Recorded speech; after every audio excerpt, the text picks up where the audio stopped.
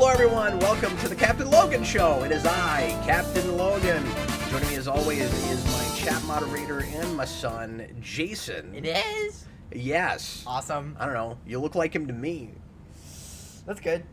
It's been a couple weeks since our last Captain Logan Show. I'm making this sound like confession, but we are back, and we're just going to do an hour or a little more than an hour tonight, but not our usual full-blown 2-hour show with a break in between. Jason's not going to do a segment tonight. We're going to focus on lead-in topic and Q&A for the most part tonight. I also got something today that I'm excited about that I don't know if anybody else will be, but I'm going to probably open that on camera. I'm going to show it to you and unbox that a little bit later in the program as well. How the heck is everybody? Tonight we're going to talk about the Spawn movie, the alleged probably never going to come out Spawn movie yet again. Am I just being sarcastic? Maybe a little bit. But if I were McFarlane, I don't know if I would be talking about this until we had footage at this point. He has once again, at Planet Comic-Con, come out and teased this movie and made a big deal out of how close we are to finally getting this thing started. Although I will say he is at least a little bit more self-aware about how long it's been and how many times he has announced things for this and how much he dragged his feet on it and just, you know, how long it's been sitting at Blumhouse when he made a big deal out of, you know, it's about to finally get greenlit and happen, and that was 3-4 years ago at this point. So we're going to talk about that, and we've got some comic announcements from I keep wanting to say Planet Comic-Con. That's Kansas City's. That's our Comic-Con. But San Diego from this last week. The main things I wanted to talk about from San Diego really are just comic announcements. It was not a big show to me. Not that I've kept up super hard, but it didn't look like, just from what I looked at, there were a whole lot in the way of movie and TV announcements and trailers and things that I just absolutely had to weigh in on and was real excited about. If there's anything people have questions about, let me know, and if I've looked at it, I'll talk about it, but I didn't see a lot that was even worth bringing up to me. I will say, lately, like, you know, there's been a trailer or two at the theater that I thought looked really cool and that I'm kind of stoked for. Big one is Predator Badlands. Good God, that looks awesome. I'm not going to spend a lot of time talking about that, but I'm really excited about that. Yeah. It's leaning real hard into the sci-fi stuff, and you have a predator that is being kind of stalked like Prey, that's carrying around, not like the movie Prey, but like, you know, Prey, and is carrying around like a female robot head that's its sidekick, and it seems like it's going to get into maybe some traditional sci-fi, you know, what makes a person kind of questions, and that looks like a lot of fun, and it just looks like Dark Horse Comics. Now that I'm on this, I'll say this real quick, Jason. Yeah. I am baffled about the things that seem obnoxiously compromised and have forgotten what they used to be in their glory days that Disney owns versus the things that haven't. Yeah. Why are Alien and Predator largely untouched by Disney's watered-down, sterile, you know, nonsense and their, like, you know, pushy social messaging and stuff? Those aren't having that problem at all. Mm-hmm. What is that about? It feels like they're like cordoned off in another dimension. They're not touched by Disney at all. Why couldn't this have happened with Star Wars? Yeah. Like, it's so frustrating. Yeah. Especially because Star Wars used to be associated with Fox. Like, those movies open with a Fox logo. I think of them in the same way as Alien or Predator. You got a Fox logo at the start. Yeah. Isn't that frustrating? Mm-hmm. Isn't that bizarre? I gotta finally watch one of those. Like an Alien or a Predator. I haven't. Yeah, we'll have to do that soon. Yeah. Because you're definitely old enough to look at those now. Nicholas Bodo, maybe because Alien and Predator aren't family-friendly at all. Maybe so. I mean, we're lucky they even let them make stuff with it, I guess. Like that, yeah. But anyway, Well, as always, we appreciate you being here, and if you would like to make sure that a question or comment or idea is addressed during the show on any geeky subject matter you're interested in, you can leave us a super chat in any dollar amount. We appreciate folks helping us keep the channel alive and kicking. But if you, and again, we will make sure and answer your question in closer to the second half of the show. But if you don't want to do that, if you can't do that, leave a regular comment, and we'll try to answer some of those as we go as well. Jason is moderating; he'll pick up some things. That's his job. Yeah. It's stupid, but he's going to do it. And no, I'm kidding. That was a Galaxy Quest quote. It was. Yeah. Did you know that? Yep. Oh, okay. I like that movie. So you weren't offended? Well, screw this. We were just talking about that today. We were, yeah.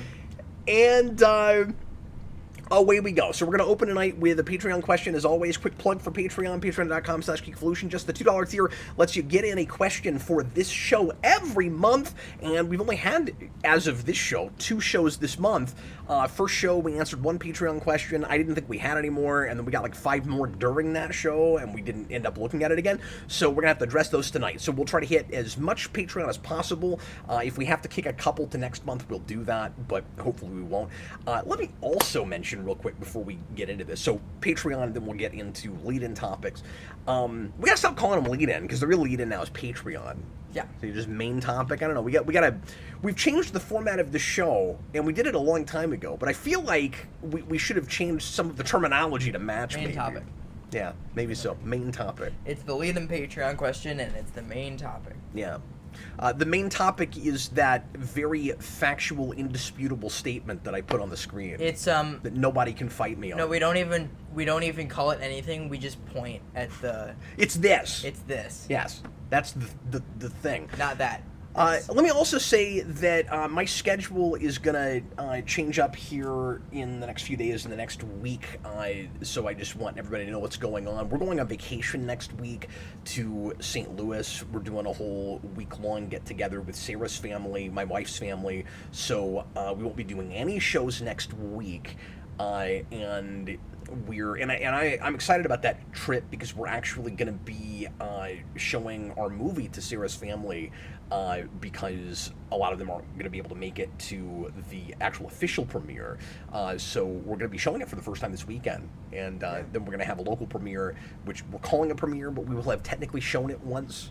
But that's just the way the schedule worked out. It'll be the out. official premiere. The official yeah. So that's what we're doing. It's more like showing your movie off at like a fair. Okay. And then showing it, and then doing the premiere of the movie. Yeah. You know what I mean? Well, what we should say actually is that's the like preview showing to an audience to see if we need to change or cut anything. Mm-hmm. You know? And so like we should give your mom's family like a survey that they have to take afterwards to tell us do that. You know, if it sucks or not. No, don't do that. And then I won't pay any attention to that, and I'll just leave it as it is. Yeah.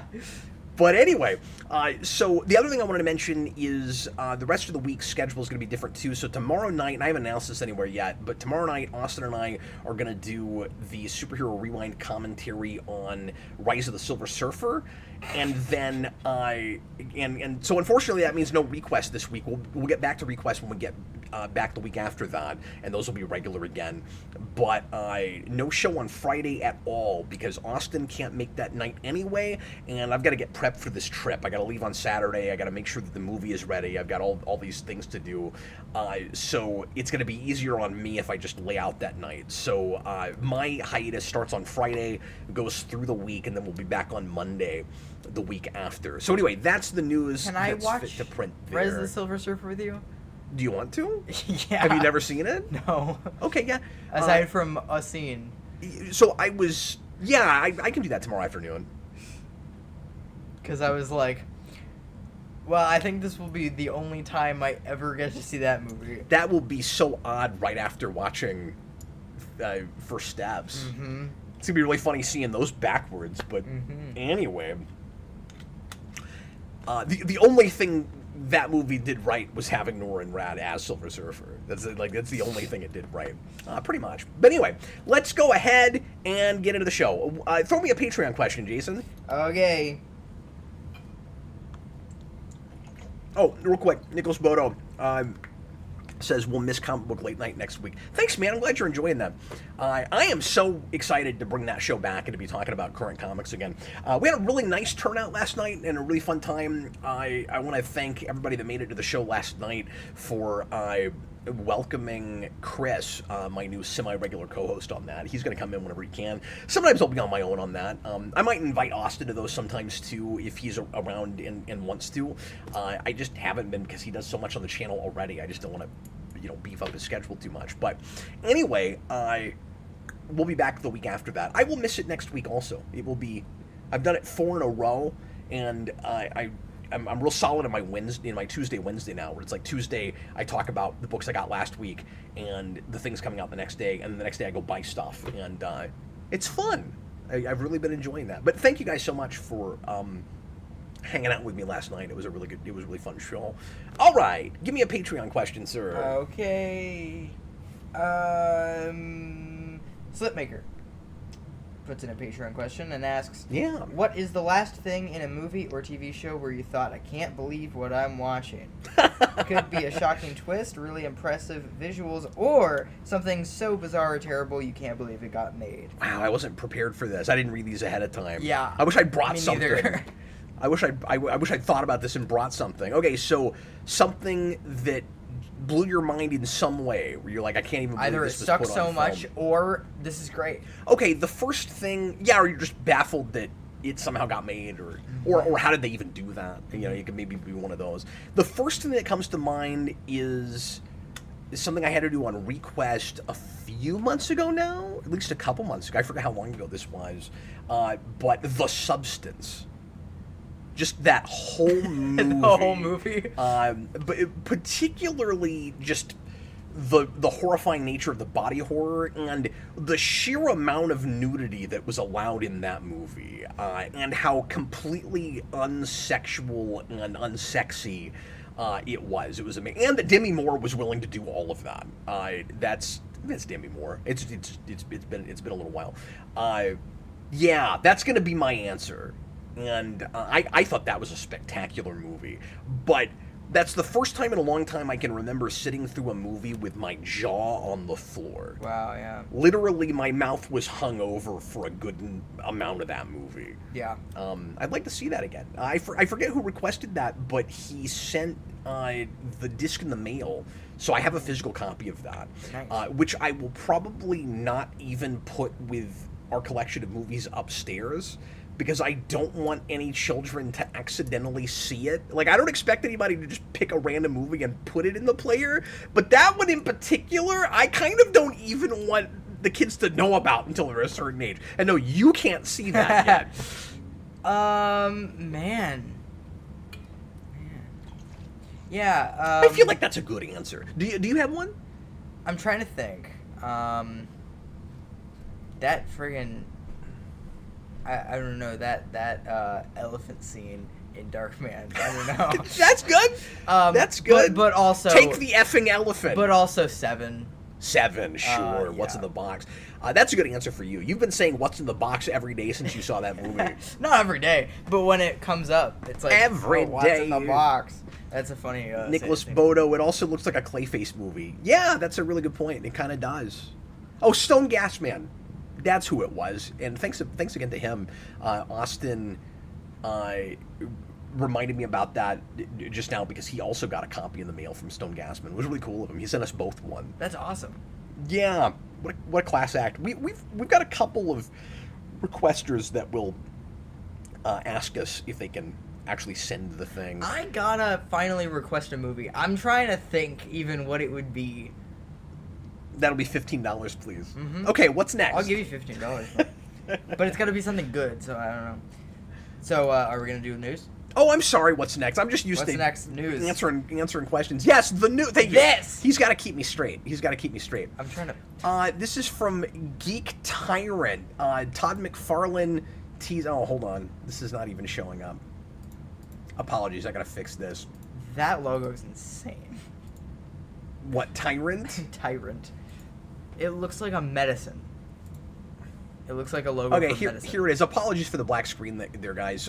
Geek Tyrant Todd McFarlane teases big Spawn movie news, confirms director announcement timeline. So, this would be exciting potentially, except I still wouldn't trust it until I saw footage that it was really going to happen and that things wouldn't fall through.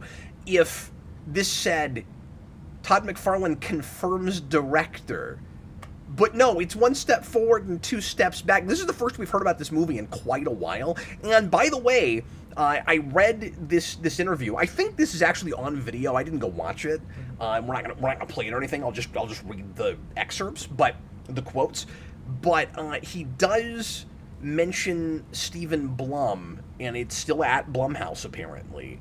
But anyway, confirms director announcement timeline. What does that even mean? It means there will be an announcement of a director at some point in the near future.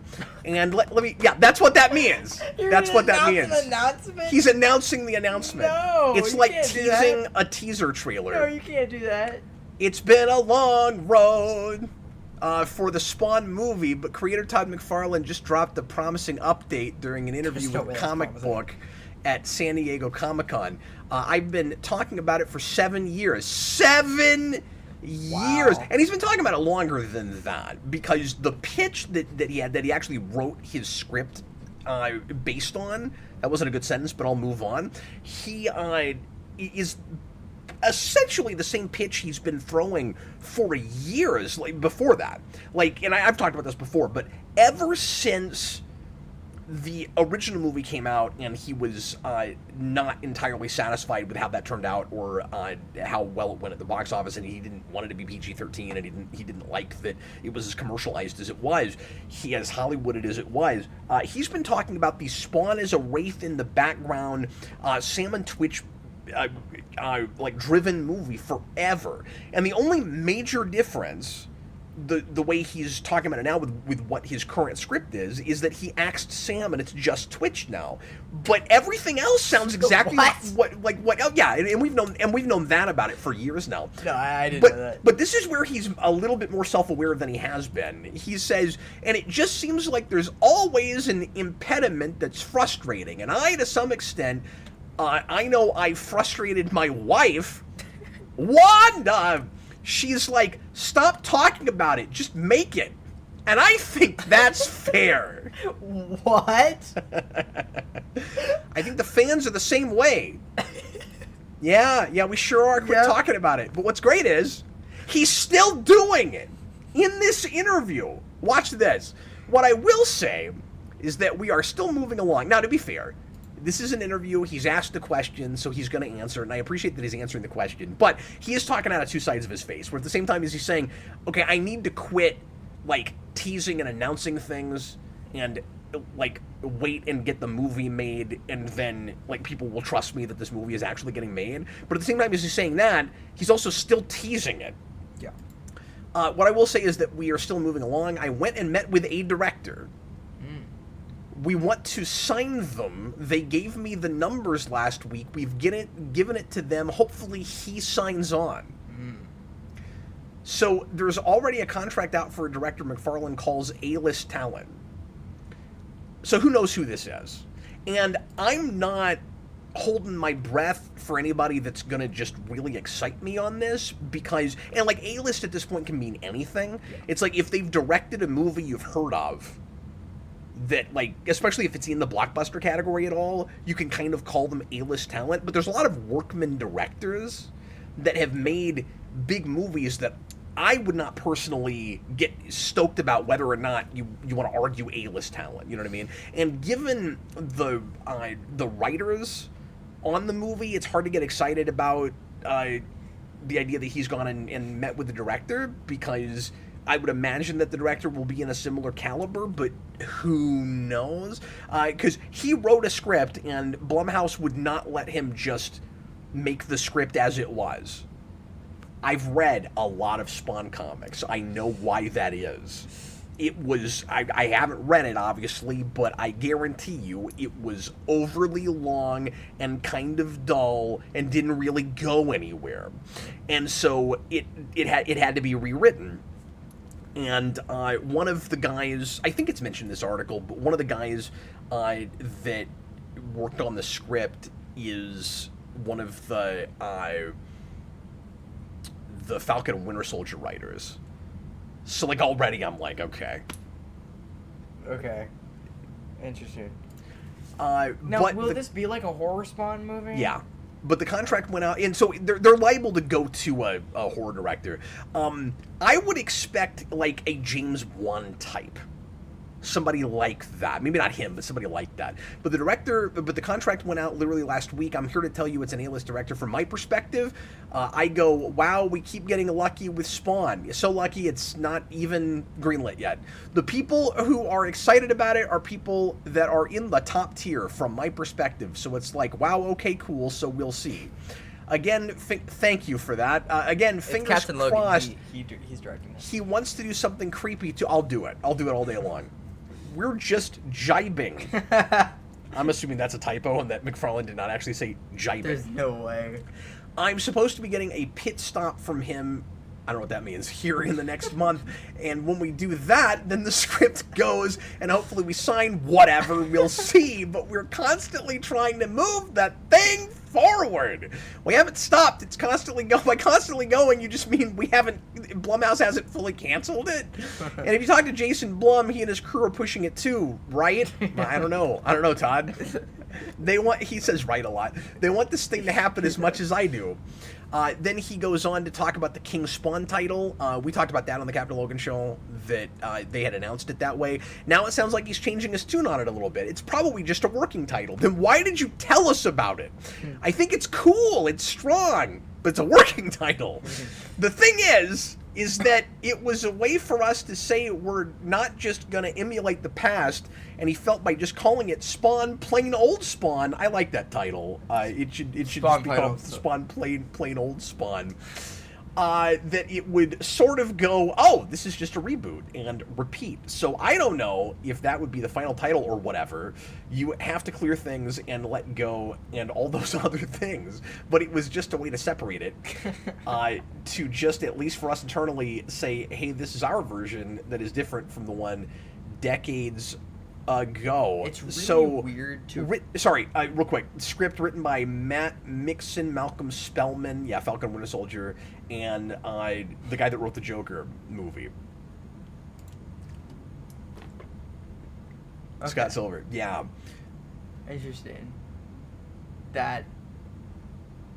Honestly, that sounds terrible. Yeah. So on one hand, like, I can't even get excited about the premise anymore, and with these writers, because years ago I thought in a small, understated Spawn movie was a really cool idea, and it still could be a neat movie, but the problem is I feel like the time is sort of past for it. Like, I feel like what would actually do better now would be a more bombastic, big celestial hell versus heaven sort of movie. Yeah. Because the understated horror thing with comics has already been done and probably will already be done better than what it sounds like this is going to be. I'm not saying this couldn't still be cool, but we're going to get Clayface not too long from now. Yeah. And that's going to hit some of these beats already. I don't mean it's the same story or anything, but... We're going to get the Spider-Noir show. Yeah. Like, we're going to get a lot of stuff like that. So as I'm saying, like, if it's brilliant, yeah, but I'm concerned it's going to be just mediocre, and that if it went to a studio that put more money behind it and let it be a big bombastic superhero movie. I'm surprised I'm saying that, because I actually used to always kind of want the more understated horror Spawn movie where he's more in the background. Mm-hmm. But lately I'm changing my tune on that a little. I think it's because it's been so long that I almost need something like crazy and flashy to excite me about this, because first of all, I still don't think this movie's ever going to get made. And I'm sort of joking, and I'm sort of not. Like, I kind of don't think this movie's ever going to get made. Yeah. And the other thing is, it's so weird with the strategy the comics have gone lately, because this movie was, and I don't mean everything has to always be synergy, but it goes against what made Spawn sort of popular again and started selling books. It turned back around and started looking like it did at the start, where it's splashier and it's a little more superhero, and he's got this like big cast of crazy Spawn characters, like fighting crime and stuff, or at least fighting, you know, like hellbeasts and things. And what little I've read when I've dipped back into it a little bit, has the writing of it, especially when it's McFarlane, has been more of the same, certainly. He gets nothing done in 20 pages and he's just waiting around to get to the next month. But it looks exciting again. Like, Spawn was always just about the art. Like, it looks fun. And you flip through it and you're like, yeah, I'd pay $4 or $5 for this art. You know what I mean? Yeah. Like, it's just a bunch of fun pinups with crazy, you know, hell characters. And he's got a whole story. He's got all these spin-offs of it with the new Spawn universe that have been going for months and years at this point. And so what I'm trying to say is, when he originally pitched the smaller Blumhouse type horror movie, that's what the comics were doing at that point. Yeah. They haven't been that in a long time.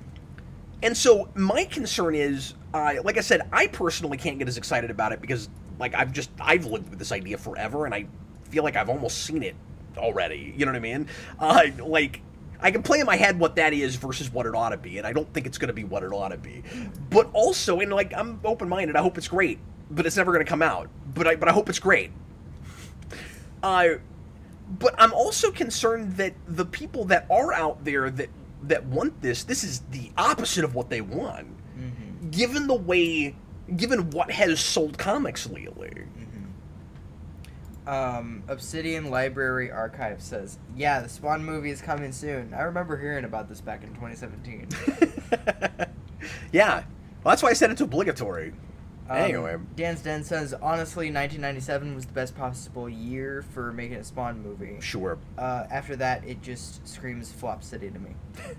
Well, you say that. It is still potentially sellable if it looks fun and engaging enough, I guess. I do think it's a harder sell now, just because McFarlane is almost a laughingstock with this. I'm not saying people don't respect McFarlane for lots of other things, but we've all been laughing at him for years for bringing this up and it never getting made. And so, like, it's a higher road to climb now because it was supposed to be made so many years ago. I think the best year for a movie after the 97 movie was 2005. I think if again, it would need to be a little splashier. Edgier, sure. Rated R, absolutely. But it's got the big characters that you want. It's got Overkill, and it's got Redeemer, and it's got an angel character, even if it's not Angela, because you can't do that anymore, and et cetera, et cetera. It's got like a off the page Cagliostro, that kind of stuff.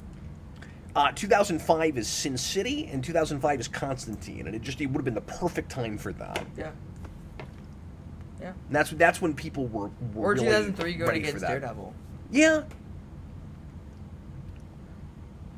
But the longer you wait, the more the effects have a chance to catch up, and I think it could have looked decent in 05. Yeah, and certainly a bit later it could have looked a lot better, but I just think that was when an audience was more primed for it. Yeah. I'm trying to think which black actor from the 2000s would be a good Spawn. Yeah. Nicholas Bodo, it would also get crushed by Batman Begins. Well, that's fair, although they wouldn't even have exactly been in direct competition. Not Sin City.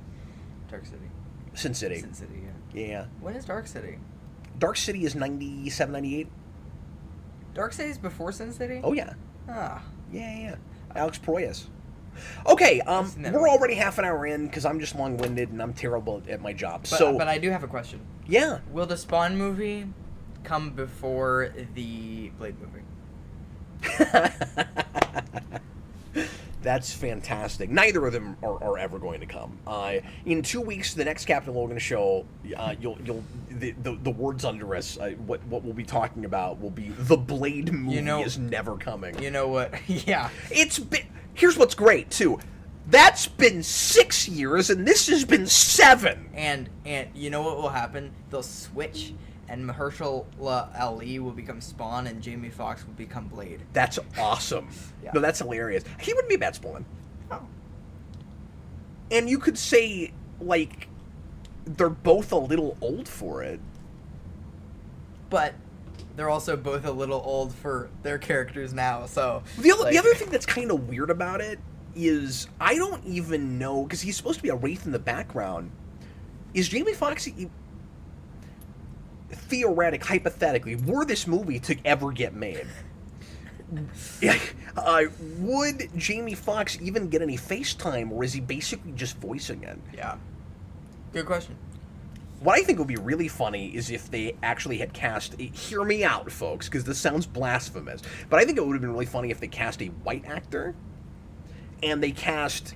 Like, Jamie Foxx is still there, or some black actor to voice Spawn most of the time. Or just bring back, the Keith David, but you're just voicing it, and then the one time you actually get to see his face, it's a white actor because he can only turn into the white guy. Yeah. You remember that? Mm-hmm. That'd be great. Do you remember what the comics did with that whole thing? So McFarlane, notorious for retroactive changes and pretending like it was this great idea that he always had all along. Now, I'm not saying he ever really lied about it, but the comics, the kind of attitude of the comics would be like, look, we finally paid this off 15 years later. Isn't it brilliant?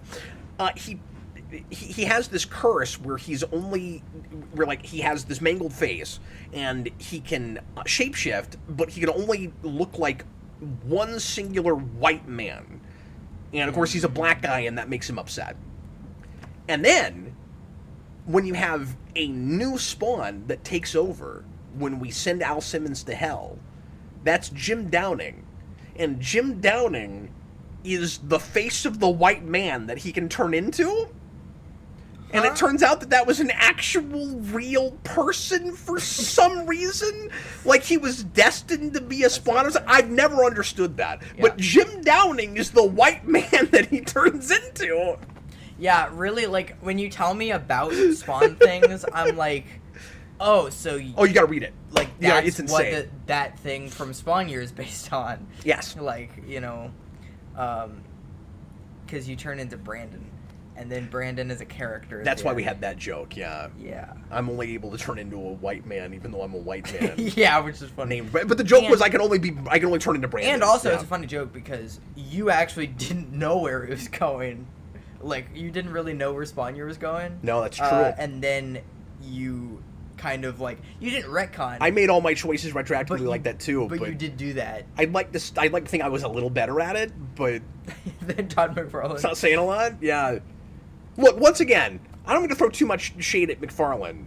I have a lot of respect for him as an artist and as a businessman. Yeah. I feel like I always have to say that. He's my favorite artist. He's my least favorite writer. And I love him. He's hilarious. He's in a lot of ways he's wonderful. Wow. Least favorite writer? Oh, you never heard me say that? Of all time. I say it all the time. Oh yeah, That's absolutely, amazing. absolutely. That's amazing. Now I have this massive negative bias because I spent too much of my life and time and energy reviewing his stuff. Yeah. But the man is not a writer. So I bookend the reviews in Spawn Year. I don't know if you know about this, saying Todd McFarlane is not a writer. He is an artist and a brilliant one. And the last review of Spawn Year, I say it again.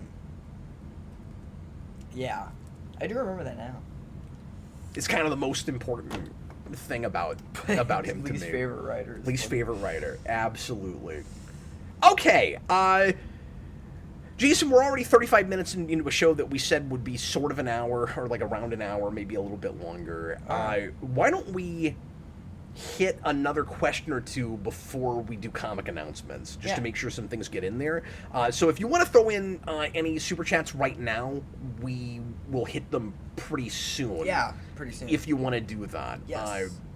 But you guys do whatever you want to, obviously. But I'm just letting you know now would be a good time if you wanted to do that. Okay, go ahead, Jason. All right, Victor says... Victor! A 5-hour Superman spoiler cast. What's next? 89 Batman 89 commentaries? Yeah, that would be the next ridiculous thing to do. Yeah. By the way, I haven't made any announcement about that. I know it's been a few weeks since I've done one, and we've been so busy trying to get the movie together, and I've been... delving back into new comics and getting that show going and stuff. So I need to get back to it, but it's just been tough to get in there on a Sunday night into some of these big weeks. So when I get back from vacation, I will try to get back to those. And so I don't know how many more I'll get done this year, but there will be more 89 commentaries coming soon. Don't you fret, folks. I think you should do. I think you'll get 6 more done. 6 is good. I'm gonna try to do a little bit better than 6. Go ahead. That's great. Oh, Dan's Dark City is 98. Thank you. I knew it was somewhere in there. 97, 98. Now I don't think any of these we hit last time. No, we didn't. We only did the one, and I didn't give it to you because we've already done it. Cool. So this is from Dan's Den. We were just talking about this last time. What is your favorite superhero rogues gallery that isn't Batman or Spider-Man? Yeah, well, and see, he was upset in the comments because he had left that before I had a chance to see it. Mm-hmm. And he was like, hey, I asked a question that's really relevant to what we're talking about right now, but I just couldn't get to it. We didn't have time. So now we'll do it. But yes, we talked last time about... We responded to yet another CBR list. Was it CBR? Yep. About favorite. bad or about like rogues galleries that need improvement, and it was a terrible list. But it was an interesting subject. They didn't know what the subject was, but what we decided the subject was an interesting subject. And anyway, Screenwriter is better, but so he said favorite rogues gallery that is not Batman or Spider-Man. Is that what he said? I think by default okay, hold on. It's not what I was gonna say. It's the Tick for me. Oh, that is not. It is the Tick for me. Think about if that. if I start thinking about like the cartoons and the comics, Ninja Turtles? Ninja Turtles would also be up there. Yeah, and like Power Rangers a little bit, but maybe not quite. Because I mean, like I love Zed, and there are some other big bads that I like in that. But like now I'm thinking kind of quantity, right? Yeah. But with Tick, you got Thrakkerzog, who's in my top 10 villains of all time. For some reason, you got I love Thrakkerzog. You got you got Chairface. You got top 10 villains. You got the Deadly Bulb. Have you we got done that? Top 10 villains? Yeah, years ago. We did one with Dan and Eric when Eric was living with us. I see. But you and I haven't done one since you were, younger, because you were 7 or 8 when we did that. You were on that, but you were like 7 or 8 when we did that video. Interesting. So yeah, probably had like we could revisit it. Nothing. Yeah. I'm saying Tick right now, but it's like a 3-way tie. What I was gonna say is the default is probably Superman. That's what I was gonna say. And the big ones there would obviously be like Zod and Brainiac, but a lot of Don't forget Parasite. and like Cyborg. Well, I'm not a giant Parasite guy. He's fine. That is my favorite Superman villain.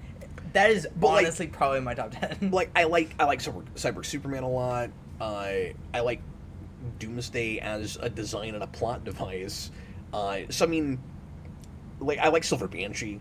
I mean, there's definitely a lot of Superman stuff I like. Yeah. So I don't know. That's tough. It's almost like a 3-way tie, and I wouldn't even thought of Ninja Turtles. It's kind of a 3-way tie, I guess. Yeah. Is my cop-out answer, but gun to my head, I'm probably saying Tick. Go ahead. Nicholas Bodo says, "Is it controversial to say Mesogog is my favorite Power Rangers villain?" No.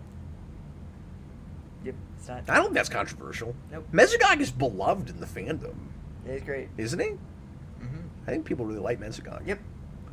Mesogog is great because, and I've said this before, but there's 2 huge things he's got going for him. I always get excited about Power Rangers villains that are American designed, and there's a lot of effort put into them.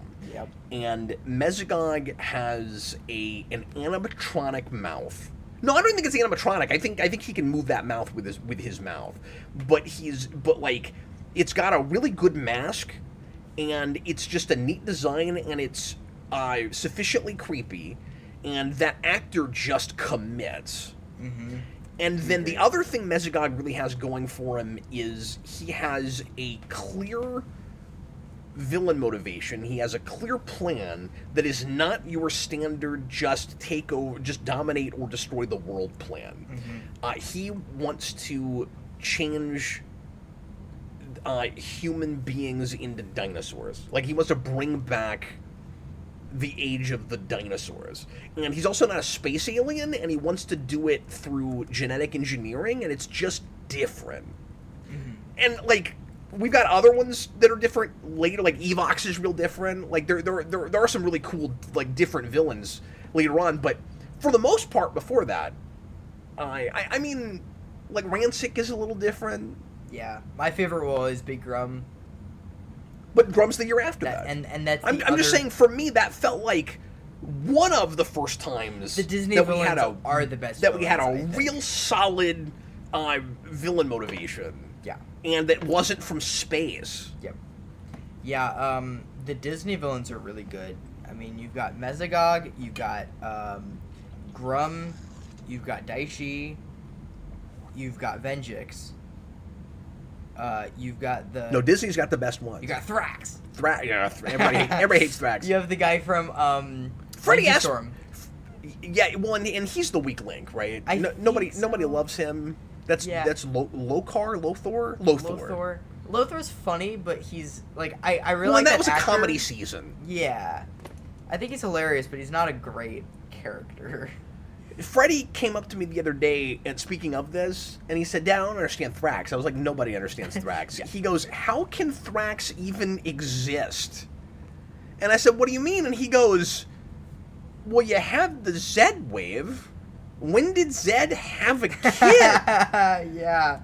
And I was like, "You know what? You're right." And I said, "More than that," and I'd have to go back and look at the footage from Countdown to Destruction, but wasn't Lord Zed's staff disintegrated when Zed was turned into, like, a happy good guy man?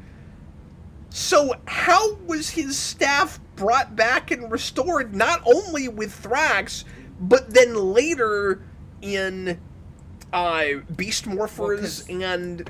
Yeah. Well, because they... How did all that come back? Not Beast Morphers, Dino Fury. No, Beast Morphers first. No, they don't. He's not in that. He's not. His staff is.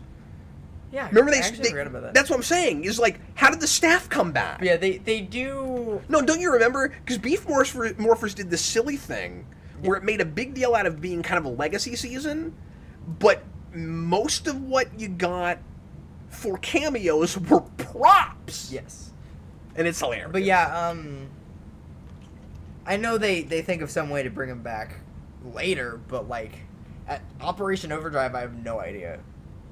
Hayden says no. The issue with Thrax is that he says he existed thousands of years ago. I don't remember that. If he says that, that makes no sense because doesn't make any sense can't be either. Rita's kid. Why couldn't we just say Zed got some other woman pregnant? Why couldn't we just say that? Oh man, you're telling me Zed didn't get around before Rita? Also, what about Thrax is Rita? Like, and also, I don't want to get graphic or anything, but when you look at Zed's anatomy, I don't really understand how that man is having children anyway. Hey, maybe, yeah, it's true, but maybe he's got a giant metal piece. How does that work? Anyway, sorry, go ahead. Maybe this is what we're talking about. Maybe the reason that Rita doesn't like Zed is because he like forced himself on her or something like thousands of years ago. Oh, that's possible. That's dark. It is, yeah. Yeah. But then it makes it even more messed up when she gives him a love potion. Yeah. Jeez. Or it's the other way around. Anyway. Sorry, I shouldn't have gone that far. Hayden Spring, he'd be like 14 in 2007. Why don't we hit these super chats, Jason? Oh, and John says Ivan Ooze's peak. Yeah, I mean, he's way up there, too. Yeah. Certainly. And Ivan Ooze is great because you could have seen him for a whole season. Ivan Ooze is a monster. Go ahead.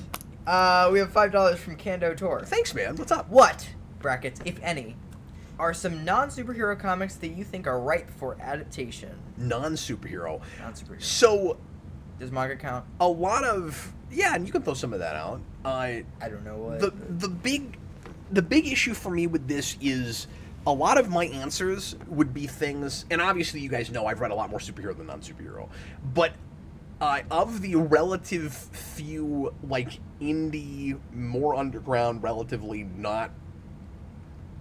superhero things I've read, a lot of it has been adapted in badly. So, like, I always wanted to see a Y the Last Man adaptation. That pilot was okay, and then I tried the next episode or two and really hated it. And then it got canceled very quickly, and you didn't get the rest of it anyway. I haven't heard great things, and it got canceled prematurely too, and is also the same writer, but I haven't heard great things about the Paper Girls TV show. That was a thing I really wanted to see adapted. So, like, Vaughn has gotten really shafted, I'm sorry to say. You know what I'm going to say. No, what, Death Note? But Death Note's gotten adapted quite a bit. It has. Klaus. Oh, Klaus. What a great answer. Yeah, perfect response. I would love to see a movie version of Klaus. And Klaus is great because you don't need a miniseries for it. That should be a big budget, big screen, PG-13, but hard PG-13. Yeah. What I mean is that should be aimed at like 13 plus. Let it be an honest-to-God Christmas movie, but go full Viking and let it be as violent as it needs to be, and don't leave out the trippy drug stuff. Because it's Morrison, and you gotta have that. Yep. And can we actually finally get a Bone cartoon series? That's a really great call, too. Please. Because that'd be awesome. I haven't read a lot of stuff recently that's not superhero, so I'm kind of racking my brain trying to think. But like a lot of the things I like have either been done well enough, you know, like Walking Dead, which of course fell off, or have been done really poorly. Yeah. But I'll go to my standard answer for this in general, because it's not exactly superhero, and say if Resurrection Man counts. But no, I guess he is. He's got superpowers. Yeah, he has superpowers. I guess that counts. All right, go ahead. You count. I'm a superhero? Yep. Oh. Well, I'm starring in a superhero movie that comes out next month. Wow. Yeah. Don't get too excited about that part of it. Adapt that into a comic and go full circle? I've thought about it, yeah. I don't know who would I would need an artist, yeah. All right, good. I think there's one more super chat. Yeah, we have $5 $5 I don't know what $8 are. That's Australian, I think. No, it's not. Because isn't that AU? Yeah, isn't AU Australian? I'm not sure what it's $8. Is. Out of curiosity, what would you have liked to seen? What would you have liked to have seen them do with a Ben Affleck Daredevil sequel in the 2000s? That's a great question. Sorry, I just realized I don't have my gong close. I've not been gonging the super chats. There's one. There's two. Yay. Well, the obvious thing at the time would have been to do some sort of what am I trying to say? Like Born Again type thing, and bring his mom in. That would have been kind of the obvious thing to do. What I think would have been more likely than anything would have been sort of the same movie again, but bigger. Because you left both villains alive at the end, and it would have just been Kingpin comes back to get revenge, and Bullseye is there again, and Elektra is brought back from the dead, so she's also there. And I think the most likely thing they would have done is just bring everybody back. That would have sucked. I'm sorry to say. You know, it's weird. I've never given this any thought, and like I can't think of a pitch I've ever had for this. Yeah. And you'd think, you know, given that was a movie that like performed okay, but that they decided to not give it a sequel and they spun off Elektra anyway, and that was a disaster. No, that's a Fox movie. Fox, okay. You'd think that back in the day I would have been like chomping at the, because I loved that movie back in the day. You'd think that I would have been chomping at the bit for a sequel, and I'd have ideas for what exactly that would be. But they did the big couple of villains that everybody really knows, you know, from Miller. I don't know Daredevil super well. I gotta read more Daredevil, but you need to give me Daredevil things. I will read them. It being at Fox, I think Daredevil would have been a good place to finally start doing shared universe and cross with other stuff. It might have been neat if especially because it was Mark Steven Johnson, it might have been cool if the Daredevil sequel was also the Ghost Rider sequel. And if they did a Daredevil Ghost Rider team-up film. That would have been pretty much later, though. That could have been cool. I mean, Ghost Rider's 07. Yeah. But I mean, it's 4 years in between, and they did an Elektra movie in between, so they could have done that. Is Ghost Rider... I didn't think Ghost Rider was Fox. Maybe it wasn't. I thought that was Sony. I forget who made... I always do this. I always forget who had Ghost Rider. But all things being equal, let's say they were at the same company. Yeah, you're right. I guess it wasn't. I always think Ghost Rider's Fox just because Johnson made it, and it feels like that same kind of thing. Well, forget what I just said, but that would have been cool if they could have, I guess. Yeah, I'm not really sure what I would have done with that exactly. Purple Man. Yeah. 2000's Purple Man would go hard. I guess the problem is everything I'm thinking about would be things I wouldn't want to see him do, you know? So anyway. Yeah, I feel like I don't want a Mark Steven Johnson Daredevil sequel with Ben Affleck. You know what I mean? Like, I want a Daredevil sequel with Ben Affleck with some other director. Somebody else comes in and does it. Yeah. Yeah. Okay, let's take a look at some comic announcements real quick. I'm going to go through these as quickly as I can. Real quick, Robert Wilde just said, let's go spawn #97 for 97. That's not going to happen. Nope. And furthermore, nobody would watch it. Although, we have more Spawn commentaries than most other things that aren't 89. I think we've made at least 3, if not 4 at this point. Because I did one with Dan at one point after Spawn Year. I don't know if you know about that. Yeah. Since Dan was the co-creator of Spawn Year, I brought him on because he'd never seen it, and I had him watch it blind, and that was fun. Oh, no. And of course, I've done it. Eric and I years ago did the commentary. And I think I probably did a Spawn commentary even before the one with Dan. I'm not sure. I can't remember. I think I might have done that. I forget. And then of course, Austin and I have done it for the Rewind Project. So we've done it at least 3, if not 4 times. Nice.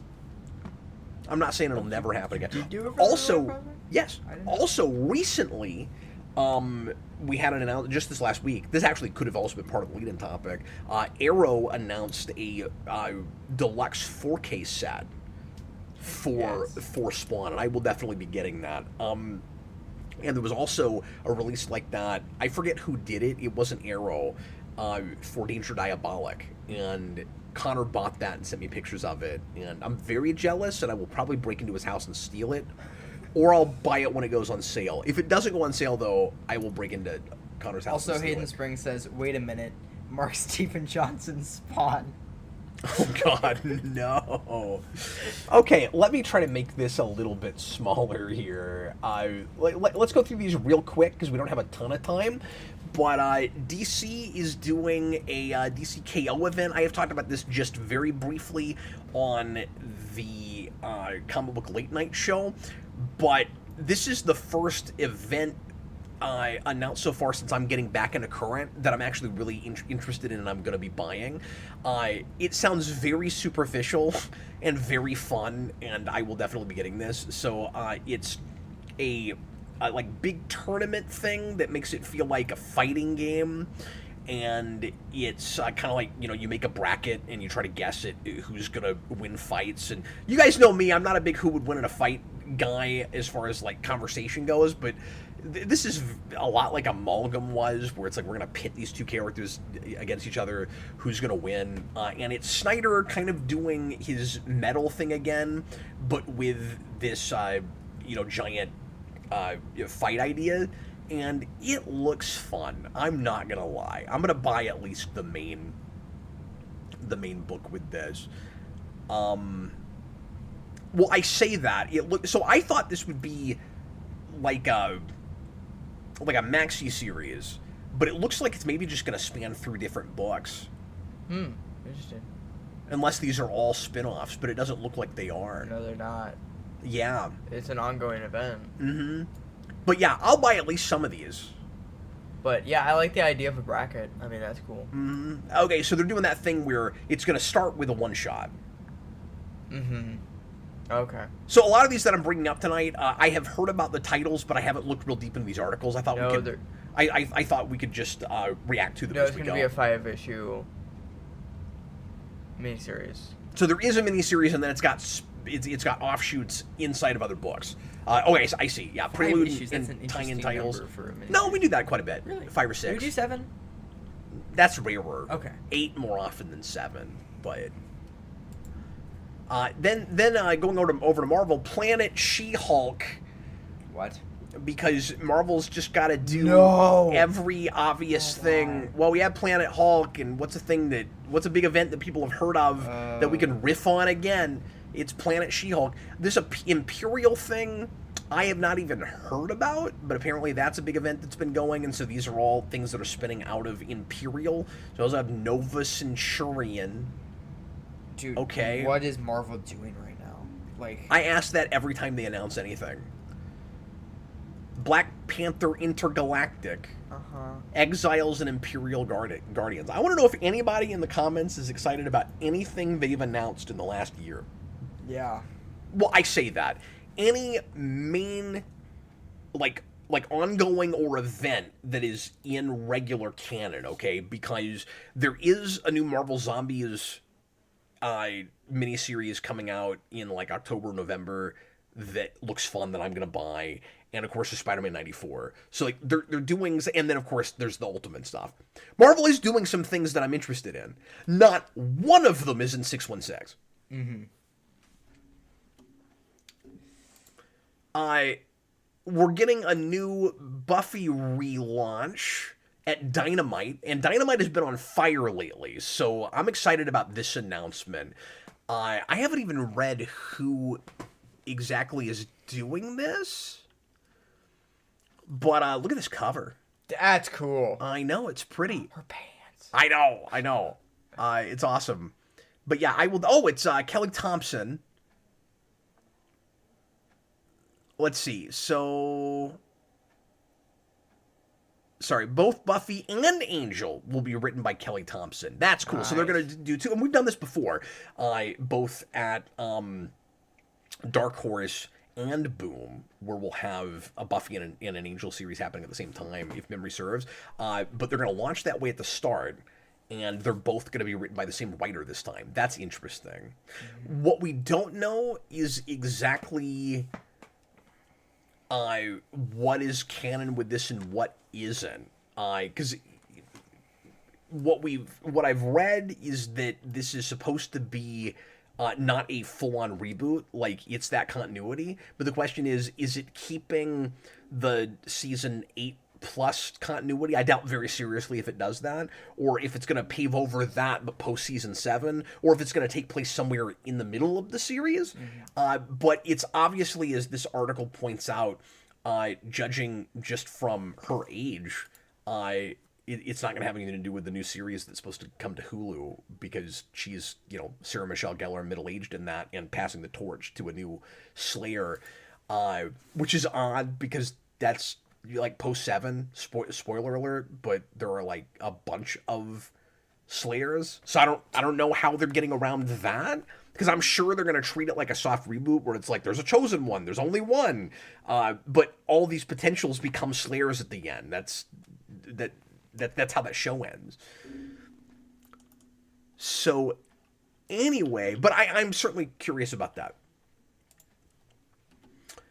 Then, and I need to look deeper into this, so I'll just mention that this is happening, but we're getting Ultimate Endgame, and this is in fact supposed to be, it seems like, the end of the Ultimate line already. And Jonathan Hickman planned this as a couple-year thing, and there would be, you know, some ongoings and some miniseries, but it was all part of one big planned story.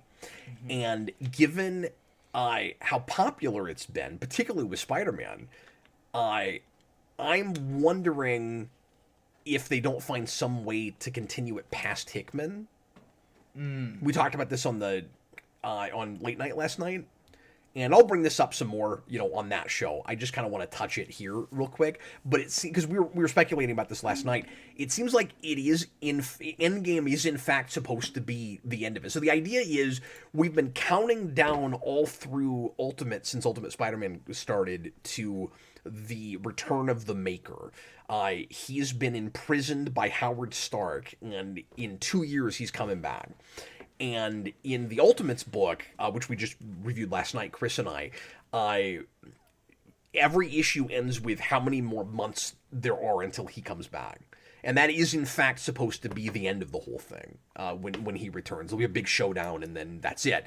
And the premise of that being the Maker changed 616 to a universe where there are no superheroes. And then Tony Stark sends back dossiers to all the people that are supposed to be superheroes to try to fix the world, more or less, and like bring America back, because we don't even have the United States anymore. That being the premise of it, like I was talking about last night, that does sound finite. It does sound like at some point you have to fix the universe, because we're also still, well, ostensibly, I'm not, but we're also still reading stories in 616, which would be the universe that is fixed after all of this. So this is not the Ultimate Universe of old that is a completely separate universe. This is a broken... It's kind of like Flashpoint, where it's like the regular DC universe got broken for a while. We told some stories in that, and then we soft rebooted in a New 52. And this would have been a way for Marvel to soft reboot again like Secret Wars, but it doesn't seem like they're doing that. It seems like they will perfectly put the universe back together at the end, I would assume. Mm-hmm. If I'm understanding the whole thing correctly. John says, Marvel cancels Ultimate Spider-Man. Also, Marvel announces Planet She-Hulk. Yes, everything is counterintuitive at Marvel. DC goes all in with Absolute Evil this October. This is... not a giant event they're doing, but they're doing a couple of one-shots, it looks like. Or maybe that's the start of a big event with them, I'm not sure. But they're finally mixing a lot of things they've been doing with Absolute, and we're going to get a big cabal of villains with that, which I'm excited about. And then the Absolute Batman Annual. Nice. Which is supposed to be the early adventures of Absolute Batman. Feature stories about Absolute Batman written and drawn. Okay, so this will be a standard annual with several stories in it by a big group. You could read these names yourself, but Daniel Warren Johnson, James Herron, some different folks. And how did Bruce acquire his Batmobile? That's a great question, because it's a freaking city tank that drives around a larger city. And then Absolute Batman 13 is going to introduce the new Catwoman costume, which looks great, except she has a weird dome face. And I've shown this already on my comic show, but yeah, it's just absolutely bizarre. Anyway, say that again. I'll be reviewing the first few issues of Absolute Wonder Woman, because people just want me to talk about Absolute right now. Or Ultimate, just these kind of continuities with the big two on Comic Late Night next week. So look forward to that. And speaking of Ultimate, we've also got a 6-issue miniseries coming for Green Arrow in Ultimate, and I'm excited to, in Absolute, and I'm excited to find out what he's going to look like. Important to note is that Martian Manhunter was supposed to only be a 6-issue miniseries, and it has sold so well and been so beloved that it's being extended and will continue. That book looks really trippy. It is, and Green Arrow could do the same thing. We'll see what happens, but it is written by somebody I don't know, Pomsak. I can't pronounce this. So I'm not going to try. I guess I would Pishish. I'm not sure how to pronounce it, the last name there. And drawn by Raphael Albuquerque. That person is a longtime editor, best known for writing The Good Asian, which I have not heard of. I'm not sure who this is. And Albuquerque. Oh, that's right. Worked on American Vampire years and years ago now. Interesting. Anyway, those are all the announced comics I wanted to bring up. So what's better, the Absolute line or Just Imagine? So Absolute, Austin and I actually said this when we talked about Absolute Batman, is it feels like Just Imagine realized properly. It absolutely is that. Yeah. Okay, do we have any more Super Chats? No, we don't have any Super Chats. I thought I saw one we hadn't hit. Nope. Did we hit the one up here? Yep. Oh, we did. Okay. Austin says the artist for Green Arrow was originally supposed to draw Superman. Interesting. I didn't know that. But yes, I am excited about everything I just brought up except for Planet She-Hulk. I just had to throw one Marvel thing in there that wasn't the end of the only thing anyone cares about from them. Oh, man. It's so bizarre. Okay. You want to hit maybe another Patreon question or two? How many more do we have from this last month? One? 2. Okay. 3, 4. Okay. We're already 5 minutes after the hour. Give me one. We'll see how fast it goes. We'll try to do at least a couple. Okay. And we can just table the rest of them for next time. And then I'm going to unbox this thing I bought today because I'm excited about that. All right. Saqib Tariq, after Superman, what new film would you pitch in the DCU? Yeah. Austin and I certainly came up with a few of these in the speculation cast we did last week. I'd love to hear you go first, Jason. Like, what's the thing you're not sure they do that you'd really like to see them do? Because I've already talked about a lot of my things, but Cassandra came back from miniseries. Miniseries or movie? You'd like to see it as a miniseries. Interesting. Yeah. That's cool. We talked about an 8-episode miniseries. We talked about her because Gunn is a big fan of her. And there's every possibility that we'll get her sooner rather than later in some way. You know what I want? But getting her on her own is not super likely. I think it's more likely. Although, I don't think it's crazy to think that if you had a standalone Batgirl thing, it would be her instead of Barbara Gordon. Because maybe this is wishful thinking. I really think his Barbara Gordon will be Oracle already. Yeah. Maybe. Especially because he's a big Ostrander fan. Okay. With Suicide Squad. And Oracle's a big character in that, so. I want a that's where she's revealed for the background first spoiler time. Series.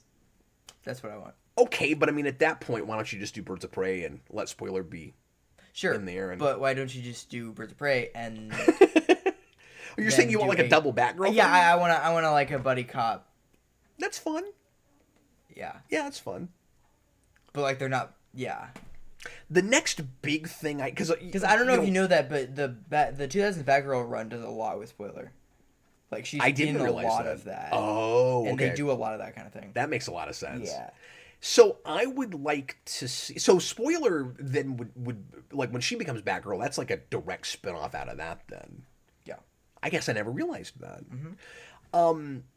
Obviously, I've got my like little like pet project thing, like my little favorite things. I think we threw out like a top 5, like Red Lanterns is in there for me, Resurrection Man, something with Clock King. Yeah. But well, actually, this could be the thing with Clock King. I did talk about this in that speculation cast. The next big mainstream thing I would like to see them do that I would go in and pitch would be a Green Arrow movie, and. I would love to see Clock King be the villain of that movie. Yeah. And let him be an honest-to-God Green Arrow villain. We need a Red Lanterns movie with New 52 Supergirl. Heck yeah, man. Mm-hmm. Well, in the Supergirl they're doing, is not that far off from that. Yeah. Like, she's getting drunk all the time because she's angry. I mean, she's still going to have some of that in her, I think. Also, I have a pitch for a Superman movie that could be a sequel to Superman. Let's hear it. So it's... Does it finally have Brainiac in it? No. Does it tease him at the end? Yeah, it's got Toyman, doesn't it? So it's Toyman. Yep, I knew it. But Toyman makes a robot that is Parasite, and Parasite, but it's like a really, really like powerful version of Parasite. And Parasite, like slowly as he takes people's memories and things, he slowly becomes human. And then he gets powerful enough where he takes Superman's powers, and now Superman is human, and Superman has to, like, and Superman has this big talk with this Parasite who has turned human, and, like this robot who has, turned human, basically, and Superman has kind of degraded human. Why would you make Parasite a robot, though? Because that's a different take. Okay. Sure. Especially every time we do Parasite, it's a completely different take. Sure. I've never been the biggest fan of Superman loses his power stories. That's fair. Like, sometimes it's fine. And I certainly wouldn't want to do it in Superman 2. No. But, I mean, you could also just do that and not do Superman loses his powers.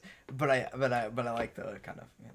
Austin and Robert making fun of me in the comments. Austin says, hopefully they'll keep the DCEU Cassandra Cain. Shut up, Austin. No. Robert, I thought Cap wanted a Todd Phillips Clock King movie. Shut up, Robert. Okay. Last thing I want to do tonight. So last call for Super Chats or any other comments that you really want us to respond to. We're past an hour. We're going to finish up here. But I bought a thing today that I have been waiting all year to come out. And that in some ways I've been waiting since I was 9 years old to finally get my hands on. This is a reissue of a toy that I've wanted forever, that when I was a kid, a friend of mine had, and I played with it at his house, and I was jealous and never managed to get my hands on it.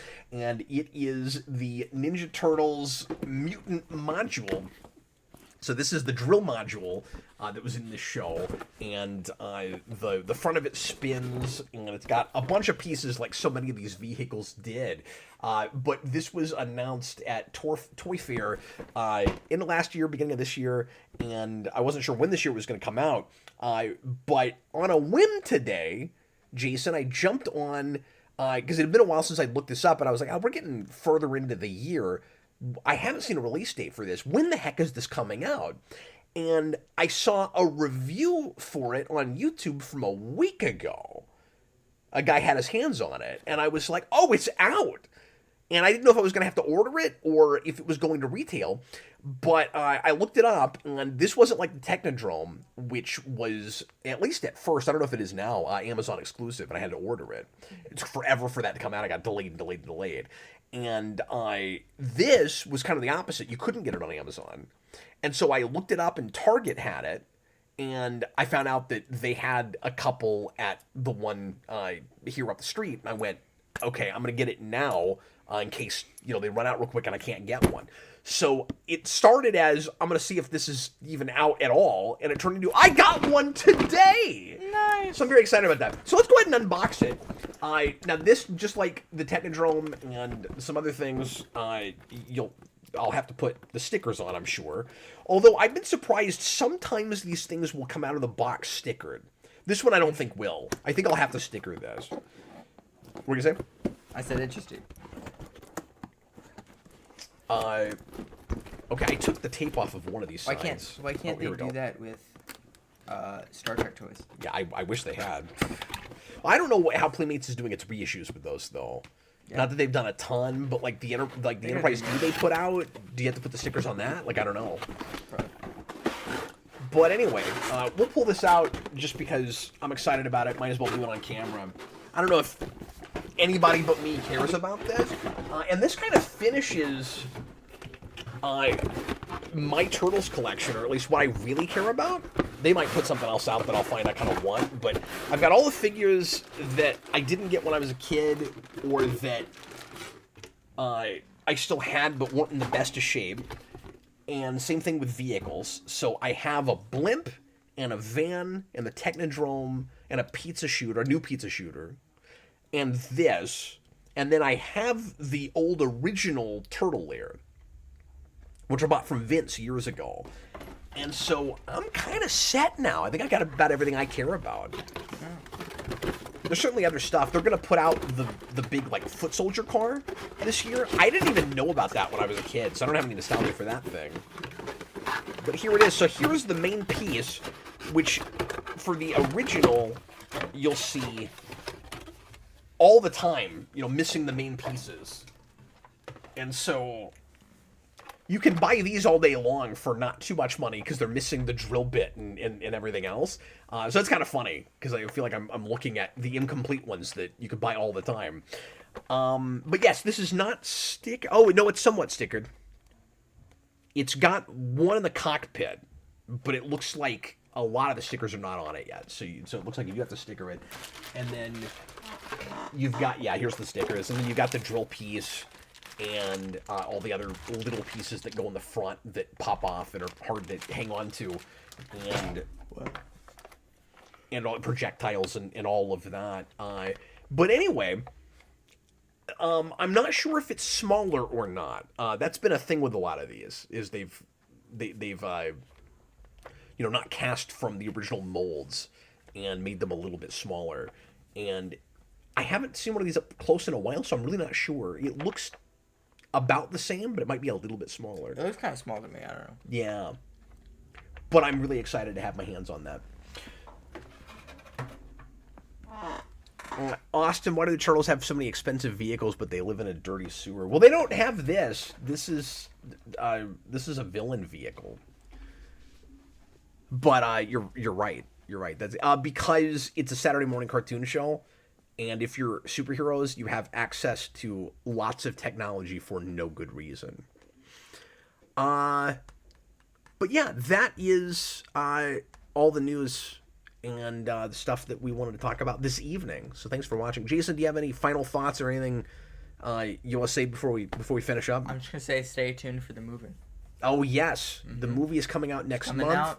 Next month. Superhero Rewind the movie. We're very excited to finally show it to you. It's really close now. Yeah. And again, we're gonna get to show it for the first time this weekend to some folks, and then in a couple of weeks, I guess 3 weeks, we're showing it here. And then we're going to do a private showing for some of the folks that donated money to help us get it made. And then it will release the last week of August on probably Friday, but maybe Thursday. I'm not totally decided yet. Okay. It really depends on what exactly is going on that week. But that's going to be it for us tonight. Thanks a lot for watching. And then I want to try to do a Captain Logan show with the full crew. I think that would be really cool. Shortly after it comes out. Yeah, that's a good idea. I don't know if we allow spoilers for the movie, but no, we can do that and just make it clear that it's spoilers. We don't want to call it a spoiler cast because we don't review our own film. No, that would be a bad idea. But that would be cool. We can let people come in and ask us questions about it. Folks that have seen it. Yeah. Maybe do that a week or two after. That's a good idea. Let people watch it first. You think maybe the next Wednesday? Yeah, probably. And we're gonna have lots of special features that we'll be posting in the coming weeks after that. I don't know how quickly I'm gonna drop everything, but we're gonna have bloopers. We're gonna have a big video of bloopers, and we're gonna have kind of podcast conversations that we recorded all through the shooting of it. Yeah. About just the various stages of it and, what it was like making it. Yeah. And there's an entire interview with Chris. That's true. It's funny. It's just about Chris. I don't even know if that's going to be posted. But I just recorded one earlier in the week with our composer, with Wendell. And we got real in-depth in putting the score together. Yeah. I can't wait for you guys to hear that. And we'll have a soundtrack of the entire score. Yeah. And I don't think... would it be bad for me to mention how long that is? No. We have an hour and 45 minutes worth of music with the movie. Wendell didn't even realize how much we had. Really? He was surprised when I told him that. When I put it all together, it was an hour and 45 minutes. Yeah, that's awesome. And only 6 minutes of it is not his. Yeah. Because we had a couple other people to help us. He did an hour and 40. Things. He wrote and produced and recorded an hour and programmed. Some of it's recorded. A lot of it's recorded. Programmed an hour and 40 minutes. It's nuts. Anyway, we're gonna get going. Thanks a lot for watching, everybody. Bye. We'll see you again real soon. I was Captain Logan, and this was Jason. This is Jason. Good night, folks. I wanna take you for a ride.